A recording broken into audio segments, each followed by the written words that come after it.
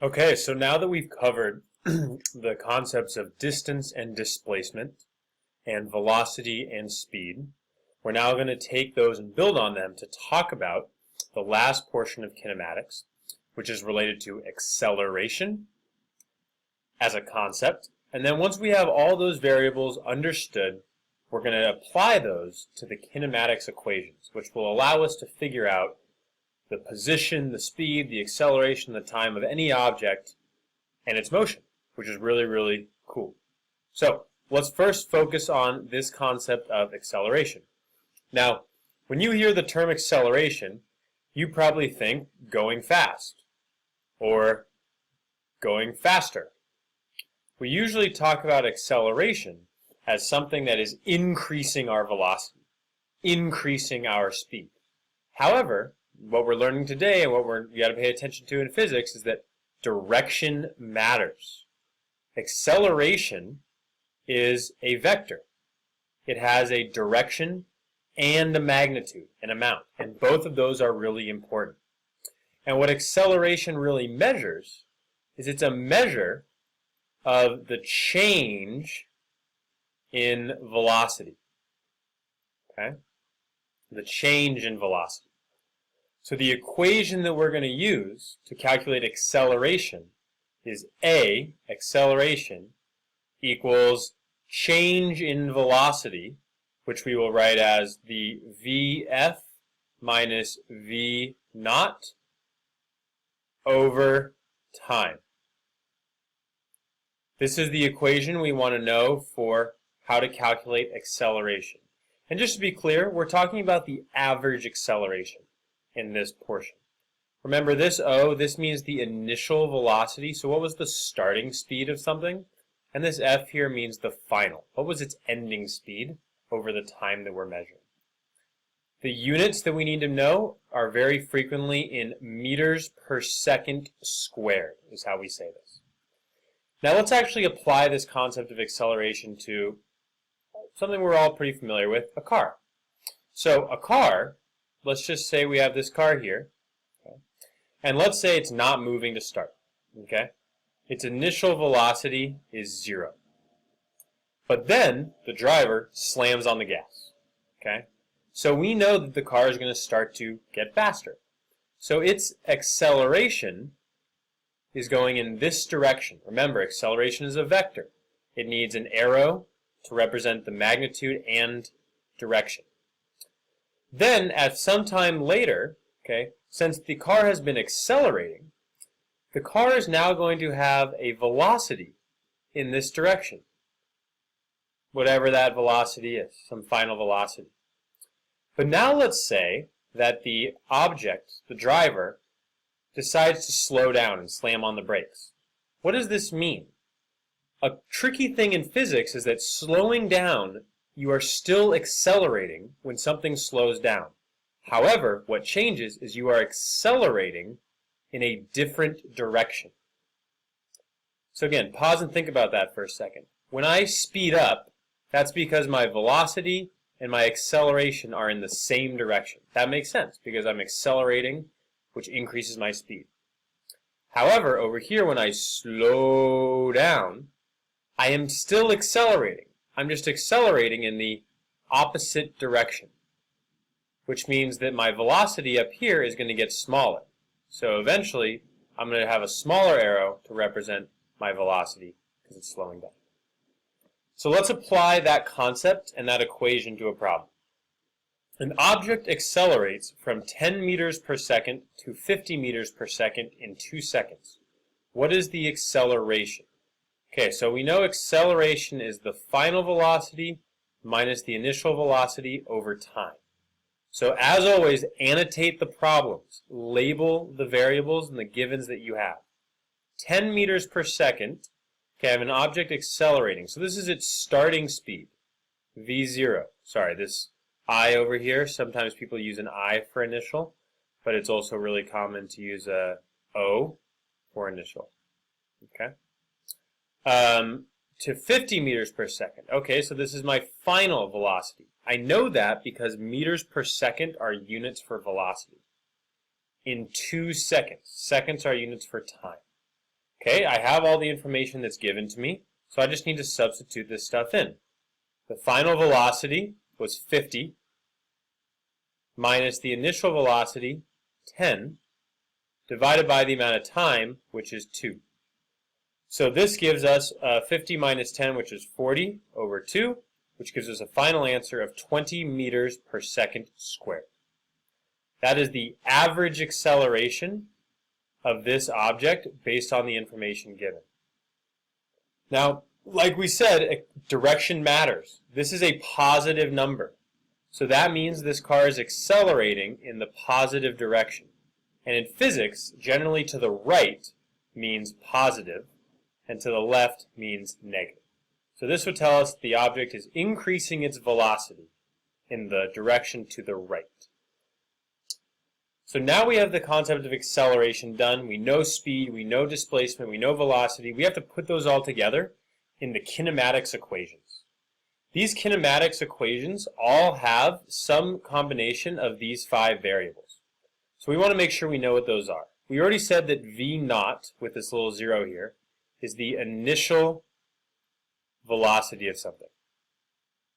Vf, and you should be making a note of all these, is the final velocity. T is time. Acceleration is A. And this triangle here, we say this as delta. Delta x, this is the change in position. Okay? Change in position. Excuse me. Position. Basically, how far did the object go? So the 3 equations we need to know are these. We don't need to understand where they come from. You don't need to memorize them. We just need to know how to use them. So the first equation tells us delta x, the change in position, so how far an object goes, the distance it travels, is equal to the initial velocity times the time plus 1/2 times the acceleration times time squared. Again, do not memorize this. Have it written down somewhere.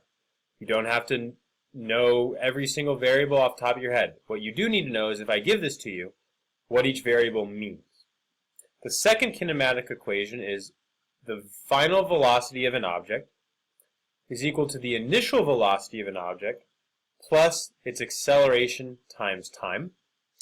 And the third equation is the final velocity of an object squared is equal to the initial velocity of an object squared plus 2 times its acceleration times its change in position, the distance it travels.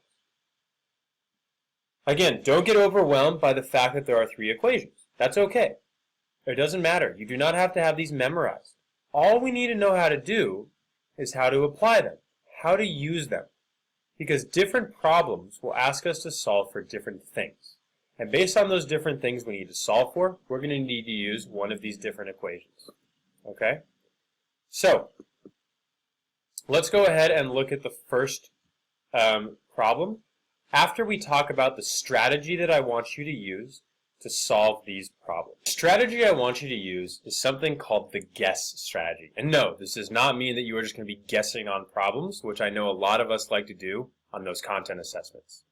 We're going to use the guess strategy, which stands for, each of these letters stands for a word. It's an acronym.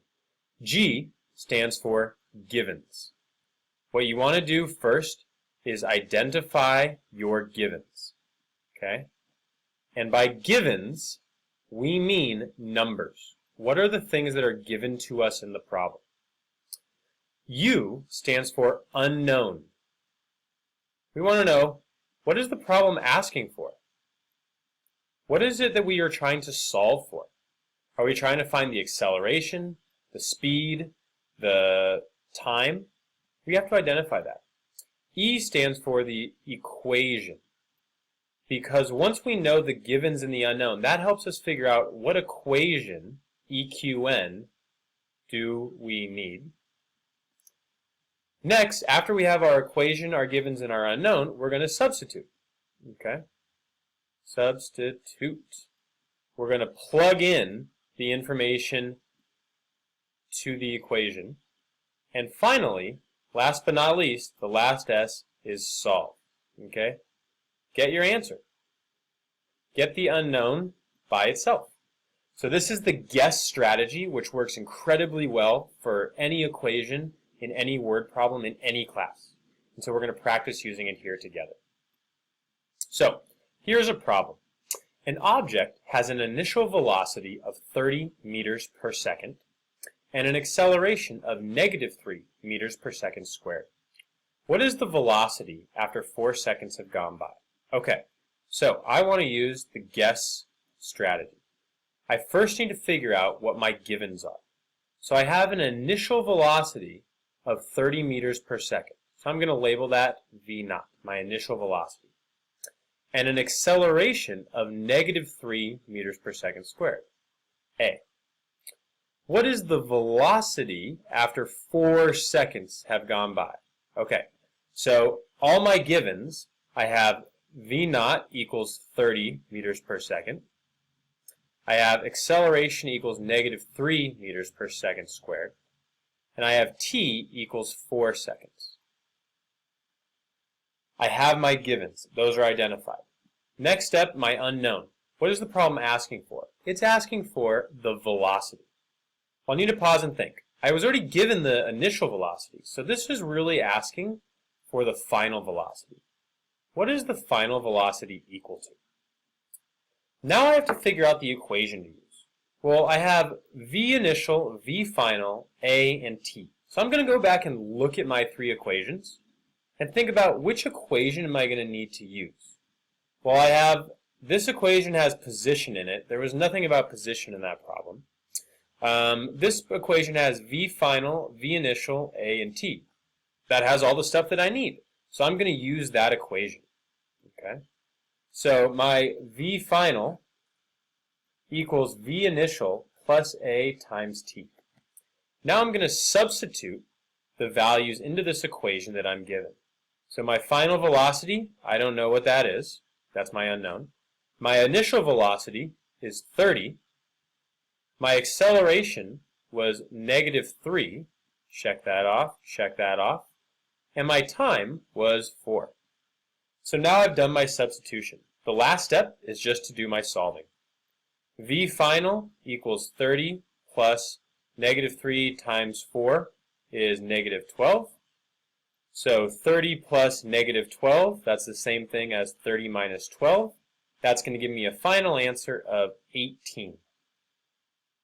Check my units. It's asking for velocity. We know from today that the units for velocity are meters per second, and that's what they are in this problem.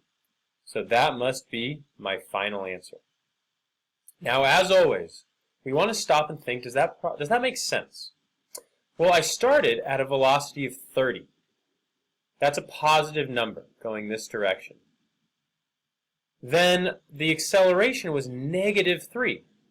That means it's accelerating in the negative direction. Let's use a different color there. So this is the acceleration. So since the velocity and acceleration are in different directions, that must mean that this object is going to slow down. Well, let's look at my final answer. My final velocity is 18 meters per second. That's lower than 30. It definitely slowed down. So now, based on everything that we've covered, the guess strategy, the kinematics equations, the concept of acceleration, you should be good to go with the kinematics CA.